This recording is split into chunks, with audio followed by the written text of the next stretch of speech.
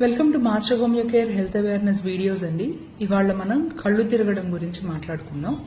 చాలా common problem అండి. Almost ప్రతి ఇంట్లో మనం చూసే ప్రాబ్లము, ఎస్పెషల్లీ ఆడపిల్లల్లో ఆడవాళ్లలో ఎక్కువగా ఉంటుందండి. సో దీనికి చాలా రకాల కారణాలు ఉంటాయండి. కారణాన్ని బట్టి మనం వైద్యం చేసుకోవాల్సి ఉంటుంది. ముఖ్యంగా కళ్ళు తిరగడం అనేది ఎనీమిక్ కండిషన్, ఎనీమియా అంటే రక్తహీనత, దానివల్ల కళ్ళు తిరగచ్చు. చెవి ఇన్ఫెక్షన్, అదేంటండి కళ్ళు తిరగడానికి చెవికి సంబంధం ఏముంది అంటే, మన చెవి లోపల మన బ్యాలెన్స్ కి సంబంధించిన పార్ట్స్ ఉంటాయండి.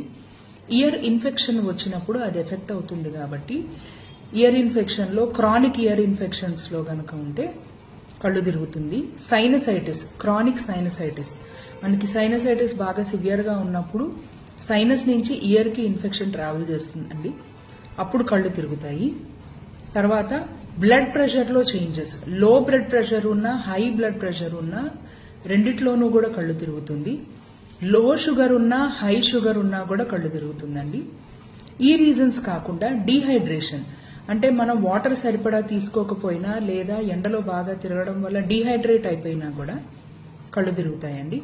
ఈ రీజన్స్ అన్ని కామన్ రీజన్స్ అయితే గనక మనకి హార్ట్ ప్రాబ్లమ్స్ ఉన్న వాళ్ళకు కూడా ఫ్రీక్వెంట్ గా కళ్ళు తిరుగుతూ ఉంటుందండి. అంటే దాని అర్థం కళ్ళు తిరిగిన ప్రతి ఒక్కళ్ళకి హార్ట్ ప్రాబ్లం ఉందని కాదండి.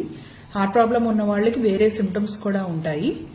మనకి బాగా ఓల్డ్ ఏజ్ లో ఉన్న వాళ్ళు ఎక్కువగా కళ్ళు తిరుగుతున్నాయి అంటే you should rule out heart problem, అంతేగాని కళ్ళు తిరిగితే హార్ట్ ప్రాబ్లం ఉందని కాదండి. ఇంకా మనం వేరే ఫ్యాక్టర్స్ తీసుకుంటే స్ట్రెస్ అండ్ యాంగ్జైటీ, పైన ఫిజికల్ రీజన్స్ ఏమీ లేకపోయినా కూడా స్ట్రెస్, వాళ్ళ కెపాసిటీకి మించి యాంగ్జైటీ గానీ స్ట్రెస్ గానీ ఉన్నా కళ్ళు తిరుగుతాయి.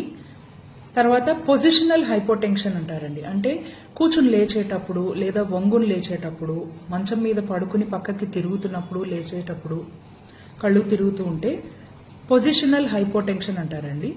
అంటే ఏంటంటే మన పొజిషన్ చేంజ్ వల్ల మన బాడీలో బ్లడ్ ప్రెషర్ లో చేంజెస్ రావటం వల్ల కళ్ళు తిరుగుతుంది. ఇవన్నీ జనరల్ గా ఉండే ఫ్యాక్టర్స్ అండి. ఏముంది, జస్ట్ నీరసమే కదా అని చెప్పి, నరాల వీక్నెస్ అని చెప్పి బి కాంప్లెక్స్ టాబ్లెట్స్ వాడేసి ఇంజెక్షన్స్ చేయించుకోకండి. ప్రాపర్ గా ఎందుకు మనకి రీజన్ ఉంది అనేది కరెక్ట్ గా డయాగ్నోస్ చేసి ట్రీట్మెంట్ చేసుకుంటే చిన్నగా ఉన్న ప్రాబ్లం గా తగ్గిపోతుందండి. లేకపోతే మనకి తెలియకుండా అది మేజర్ ప్రాబ్లం గా మారే అవకాశం ఉంది. సో ఇలాంటి విషయాలు ఇంకా కావాలంటే ఫాలో చేయండి. ఆన్లైన్ కన్సల్టేషన్ కోసం మెసేజ్ చేయండి. Thank you.